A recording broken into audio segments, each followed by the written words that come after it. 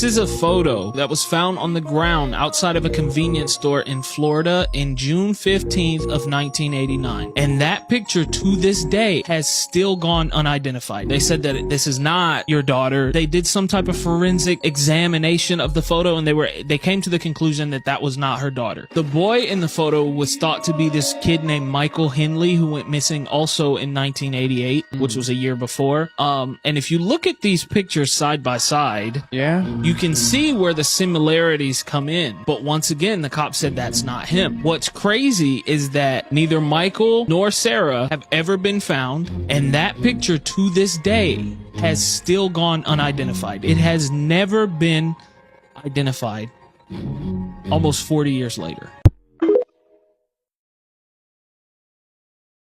This is the truth behind the tooth fairy. Now everyone knows who the tooth fairy is. Once you lose a tooth, you put it under your pillow and she comes in the middle of the night to take it and give you money. But what if I told you the tooth fairy is much more scarier than that? And that the tooth fairy has a much darker backstory. The story goes that a kid lost 2 of their teeth in the same day and proceeded to tell her parents that she lost both of her teeth. Now this was the first time she ever lost any teeth, so her parents told her what to do with them and put them under her pillow for money. So she proceeded to do that, and a couple hours later she was getting ready for bed. Her parents tucked her in and she was about to fall asleep, but that's when she sees her door creak open. It's super dark in her room so she can't see anything, but she squints her eyes to look at the doorway and sees something standing there. But then her door proceeds to fully open and you won't believe what was at the door. Hit the plus button for a part 2. I was murdered on a Facebook live stream for no reason. This is my story. I am a 74-year-old man by the name of Robert Godwin. After making my way home after spending some time with my family on Easter, I was approached by a strange man. This man had recently gone bankrupt. This man and his wife had recently divorced. This man had lost everything on gambling. He had lost everything and was ready to make me lose everything. He came up to me with a camera pointed on my face. He told me to repeat the name Joylyn after him. I did do it, but I was very confused. He then said, "Joylyn is the reason you're dying today," and then he just shot me. My lifeless body was shared all over the internet and the video the killer took is still being shared till today. My mother took his own life just before getting caught by the police.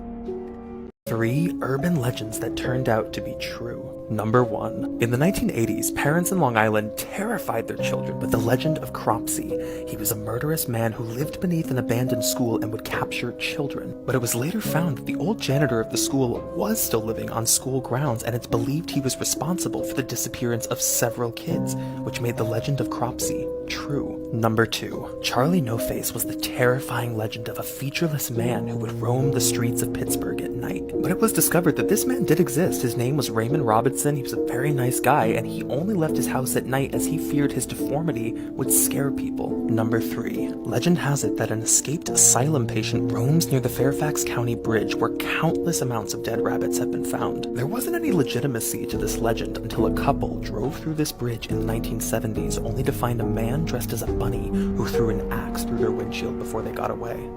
This is why you have to be careful who you let into your Halloween parties. So this is a photo of who police believed was a guest at a Halloween party in Rochester, New York in the 1940s. The party was being thrown by Jack and Amelia Layton, and they actually noticed that this guest was outside of the party watching the guests through a window. The report claims that Amelia believed the guest was her friend Jan, who tended to go above and beyond for Halloween, creating very scary costumes. So she let this person in believing it was her friend Jan. But then 20 minutes later, Jan shows up, and that guest could not be found anywhere. So Amelia starts running around the party asking everyone if they knew who that guest was, and no one had recognized that person. So she goes into her daughter's room, who was playing while the party was happening. And the police report states that the only thing there left of Amelia's daughter was a bloody shoe. 4 other reports of this guest being at parties that night were called into police, and all of them resulted in missing children's cases. The identity of this person has never been found, and none of the kids have been found either. Mysterious death of tech entrepreneur Aaron Valenti. It happened in San Jose, and tonight her friends and family are expressing frustration about the police investigation in the hours leading up to her disappearance. Have you ever heard of Aaron Valenti, a successful tech entrepreneur who mysteriously died in Silicon Valley? Her story is as intriguing as it is chilling. Erin was a vibrant, ambitious founder known for her energy and drive. But in October of 2019, her life took a sudden tragic turn. Found dead in her car, but nobody knows how she died. Erin's last phone call was filled with confusion and strange statements like, "It's a game, we're in the Matrix." And then she vanished, only to be found dead days later. No signs of physical harm, so what really happened to Erin Valenti? Despite investigations, her cause of death remains unknown, fueling speculation and conspiracy theories. A successful entrepreneur's life cut short, leaving behind a trail of questions and a legacy of mystery. Normal looking photos that have a disturbing backstory. On Christmas Day in 1929, Charlie Lawson would murder his wife, 6 of his 7 children, and take his own life. This photo shows a nice large family vacationing in Sweden in the 70s. The kid in the brown shirt, however, is a 14-year-old boy named Osama. Years later, Osama bin Laden founded the pan-Islamic militant group Al-Qaeda and was responsible for the 9/11 attacks. This is the last known photo ever taken of comedian Robin Williams. It was captured October 8th, 2014, just one day before he took his own life. This rare picture shows a man playing with kids in his neighborhood. If you don't recognize him, this is one of America's most infamous serial killers, Ted Bundy. This photo shows Michael and Susan Kuhnhausen after being married for 18 years. In 2006, Michael hired a hitman to kill his wife. However, Susan choked the man with her bare hands, saying, "Tell me who sent you here, and I'll call you an ambulance." This is another part in my series about accidents that have happened in national parks. And today I want to talk about Half Dome, which is one of the top 5 most dangerous things in any national park. And a reminder to check out my podcast if you're interested in this stuff. So the hike up Half Dome is probably one of the most terrifying things that people are allowed to do in a national park. The hike is about 16 miles long and it goes up 5,000 feet. And a lot of the hike is on flat rock, which is why you don't really want to do it when it's raining or when there's any weather. The craziest part of the hike is where you go up almost vertically with just these cables to guide you. This is the part where people fall off. In 2007, Hirofumi Nohara was hiking this with his friends when he fell. It was completely dry that day, which was why it was kind of weird that he fell. Basically, his leg slipped and caught on one of these poles, which spun him around, and then he cascaded down the side of the rock. He fell about 300 feet, and everyone that was in line climbing this part just had to watch it happen. They couldn't do anything. He was only 150 feet from the top when it happened too. It's crazy dangerous, but it also looks beautiful, so would you ever do this hike? You won't believe what this woman did. In 1972, a woman appeared in a Los Angeles hospital wearing nothing but a white dress covered in red liquid. But this wasn't an ordinary woman. Her face almost looked like a mannequin.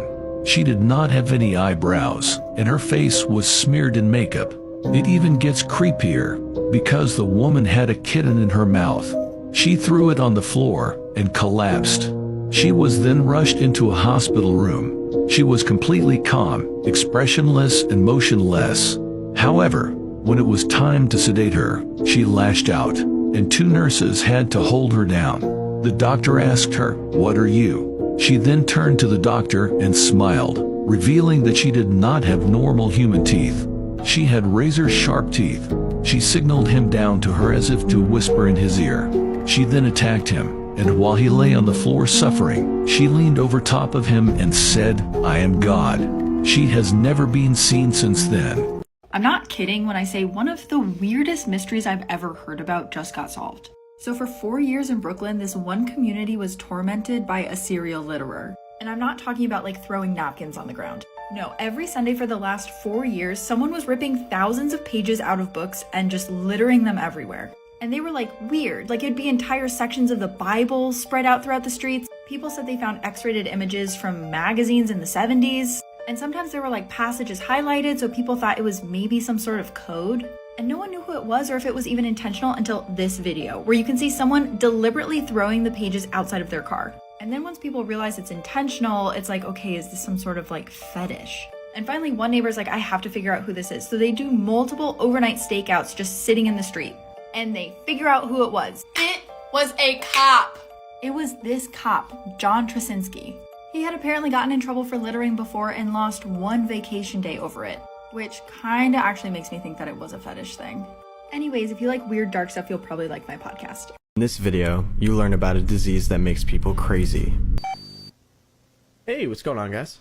Patient 1 and 2 brought to the emergency room on the same day. Stage 1, week 1. Alright, dude. Patients begin to smile with some resistance. Stage 2, week 2. Holy crap. First of all, bro on the right lost his hair. Faces begin to contort to a wide grin. Patient's behavior becomes predatory, so this is when they become dangerous.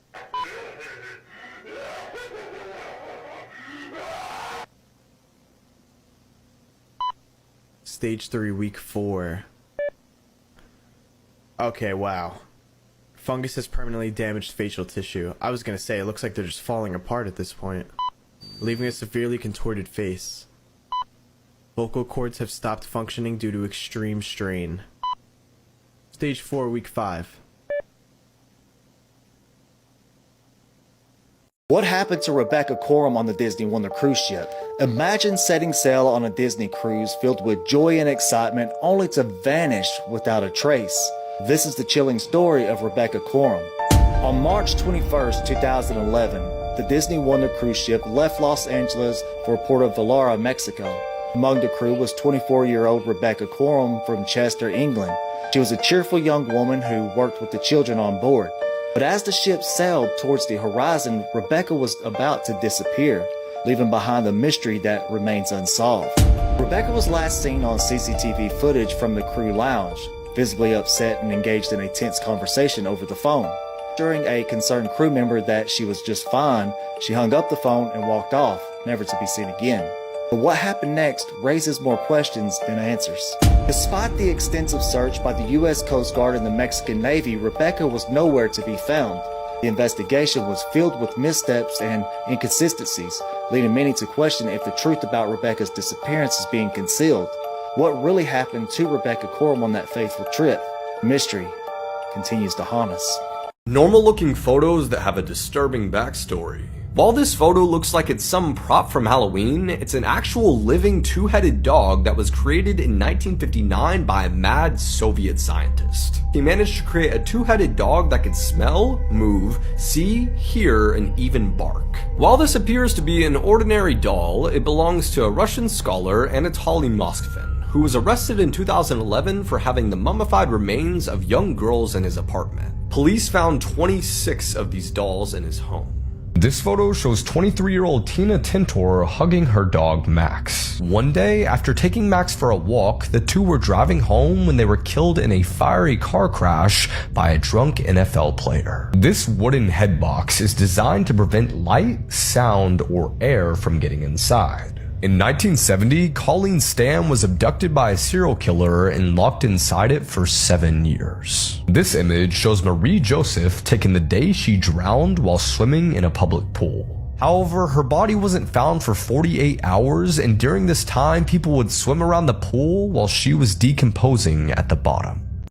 The United Kingdom has a problem with men stalking women. This is Lorraine Cox, a 32-year-old woman walking home after a night out. Following her, Asam Mangori, also known as Christopher Mayer. Now, watch this.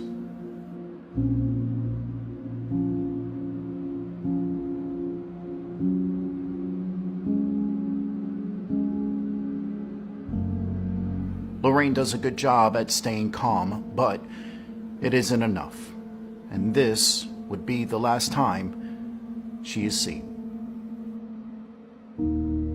And now, a few days later, and guess who's inside that bag?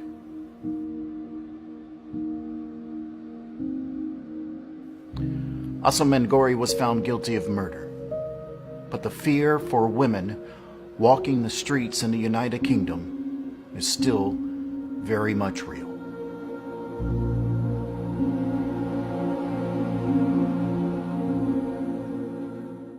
We need to talk about this photo. This photo was discovered by a single mother who recently bought a new phone. She came home, placed her phone on the table, and started watching TV. But soon after that, her son found the phone and asked to play with it. She agreed, thinking nothing unusual was gonna happen. But around 11 p.m. that same night, the mother decided it was time to go to bed. Strangely though, she found her son already in bed, which was very unusual for him. Normally, he'd want to stay up a lot longer. That's when she noticed her new phone was still in her son's hands. So she took it from him and unlocked the phone, at first only seeing some minor changes. He changed the background on her phone and took a few pictures around the house, nothing too alarming. But since the photos seemed random, she started deleting them, until she saw something that shocked her. This was the last photo on her camera roll, showing her son sleeping, but the photo was taken by someone else above him. Follow for more stories.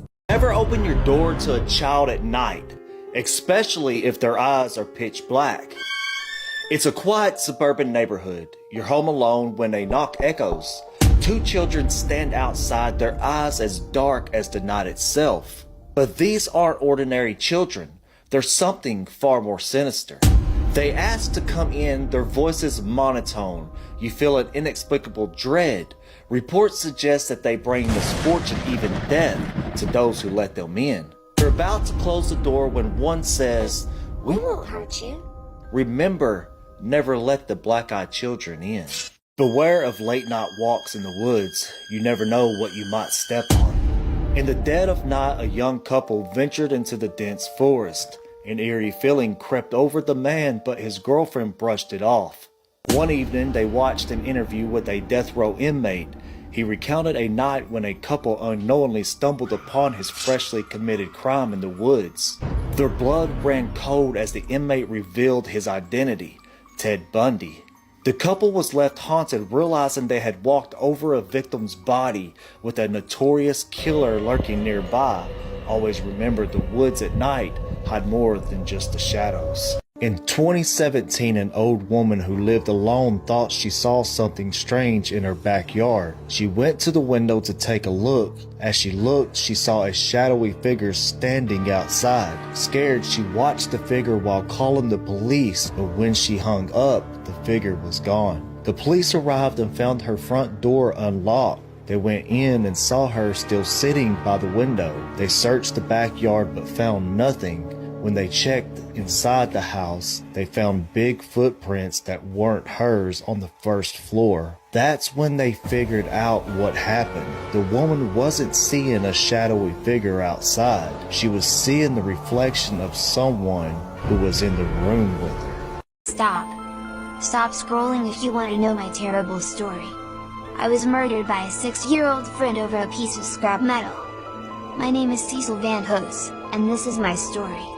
At the time of the incident, I am 8 years old and live in a mining town in eastern Kentucky. I have a friend named Carl Newton Mahan, who is 6 years old, and we play together very often. But everything changes on May 18th, 1929. On the day, we argue over a piece of scrap metal that we want to sell to a junk dealer for some money. Life is tough during the time, and people are struggling to survive. We find a piece of scrap metal, but I snatch it from his hands and tease him. Carl runs back to his house, climbs onto a chair, disassembles his father's double-barreled shotgun kept above the door, and then comes back outside. He shouts at me, "I'm going to shoot you," and pulls the trigger. Little did he know, in a matter of minutes, he becomes the youngest murderer in history.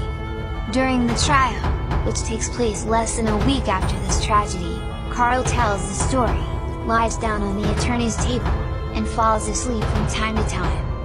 After 30 minutes of deliberation, he is found guilty of the lesser charge of involuntary manslaughter. Carl is sentenced to 15 years in a correctional school. I am handed back to my parents in exchange for a $500 bond. Some people think it's too much, while others think it's not enough. Legal appeals follow.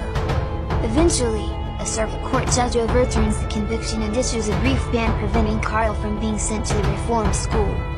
Experts and psychologists disagree on whether Carl is a killer or a victim of circumstances and whether he has a grasp of right and wrong. The environment in which he grew up is also taken into account. In the end, Carl gets away with no further consequences and stays with his parents.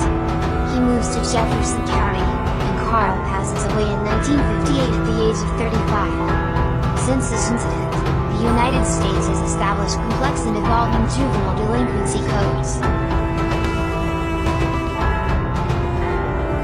We need to talk about this photo. This is what showed up in Emma's house over and over again, asking her the same question every time. The first time Emma saw this creature, she was in 4th grade. She heard a loud noise in her bedroom, followed by faint scratching sounds. She jumped out of her bed and tried to run into her mom's room, and that's when she saw it. Slowly, it moved towards her, its mouth stretching wide open, asking her one question: how old are you? Emma told this creature her age, and it replied, not yet. But the terrifying thing is, this creature came back over and over again. No matter where she moved, every 4 years this creature would appear in Emma's house. Her mother never believed her, saying it was just a recurring nightmare. But Emma knew something was targeting her, waiting for the right moment. And on the night before her 18th birthday, she was proven right. That night, this creature appeared again, but this time it said something different. It asked Emma, how old are you? And she replied 17. The creature then stood silently before croaking out the words, next time. Emma turns 21 soon, and she's been up every night, paranoid and terrified that any time now she'll find out exactly what the creature meant when it said next time. Like and follow for more.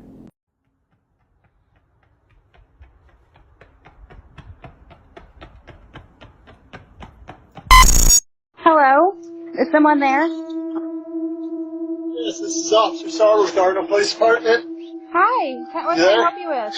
Yeah, are you there? Yes, I just chased the subject around your house, and I was making sure he wouldn't have came in here. Do you guys have any kids? No, we don't have any kids. And is there any younger adults that stay here? It's just me and my husband. We both work during the day. Okay. Do I need to come home? Okay, well, thank you. I appreciate it. No, you're fine. All right. Well, if you could check, see if your camera picked up any motion. We're looking for a subject in a red t-shirt. Okay. Give me a second. He's in my trash can. He's in my dumpster in my backyard. He's in my trash can by my garage.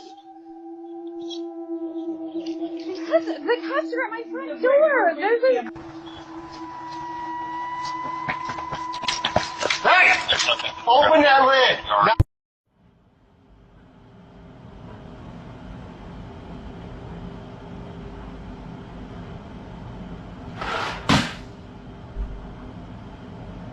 If you have kids, you're going to want to hear this.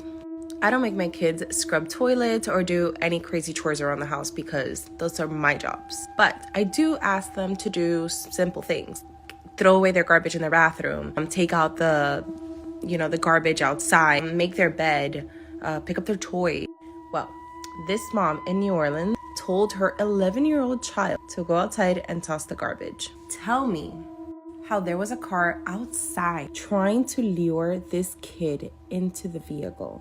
There was a green Dodge Charger outside trying to make this kid get into the vehicle. And the kid was like, what the heck? Like, absolutely not.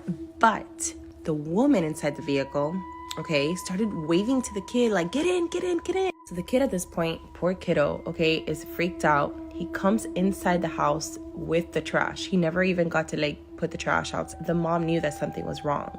She looks outside, the car literally sped off. But this is the worst part. In one of my stories, I had talked about how I had called the police and the police literally put me on hold. The operator was like, please hold. Literally. And I've had so many people tell me oh, that doesn't happen. When you call the police, they come right away or they answer the phone. No, it doesn't. It doesn't always happen that way. Because guess what? A lot of crime calls at that time, your call is not going to be a priority because there's other things that are taking precedence over your request, right? Well, this mom freaking calls the police. Guess what? Call the police. They literally took hours to come to respond to this, to investigate. And then the police finally comes and they investigate and they're like, yeah, we don't really think that it was an attempted kidnapping. Yes, because your investigation that occurred hours after the fact that the perpetrators were actually gone, gave you enough evidence to determine that. Well, guess what? mom and the kiddo, they feel super unsafe. This happened in New Orleans, and they're probably gonna have to move out of their neighborhood because, no, I would probably do the same thing.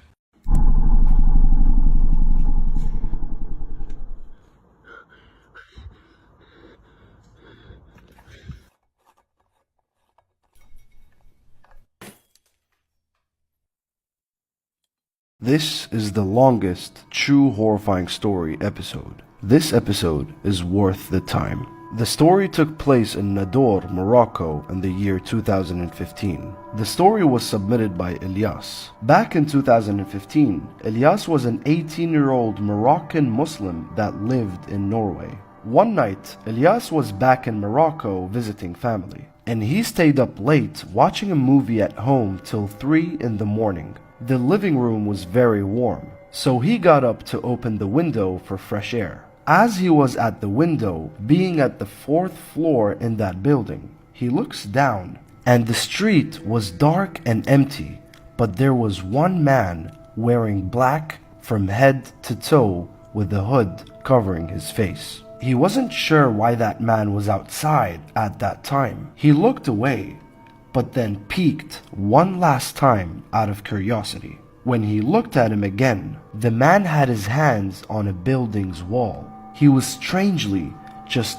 feeling the wall, and out of nowhere, the man vanishes through that wall. He rubbed his eyes in disbelief after what he just witnessed. Ilyas swears that there was no door in that spot. It was just physically impossible. He forgets about this after a while and then flies back to Norway. 6 months later, in Norway, Ilyas experiences his first ever sleep paralysis, which in Islam is known as Jathum. He vividly remembers having a conversation with a dark figure, and his mom also witnessed him speak in his sleep. He woke up after the paralysis with swollen feet and rashes all over his body. They rushed to the ER, and none of the doctors could diagnose what caused his body to react that way. He was finally discharged after treatment, but after that day, Ilyas was never the same person. He always acted differently. He was antisocial. He was distant from people, and his mom always told him that he needed ruqya. A few months later, they fly back to Morocco for the next holiday season. He was always against his mother's ruqya idea. However, he decided to fight his thoughts and do it. He had a cousin that was also suffering, and she visited a raqi in Morocco quite regularly. So they went together with both of their moms. When they reached, they sat down and waited for their session. Ilyas could hear the raqi in the other room, and he felt extremely uneasy and started to sweat. The Quran recitation, the ruqya, the sounds, made him not even want to look at that direction. He was angry. He went outside for a moment to gain back his senses until their turn finally reached. The raqi called them in and started. Ilyas's cousin immediately started reacting horribly when the Quran started. She was screaming so loud.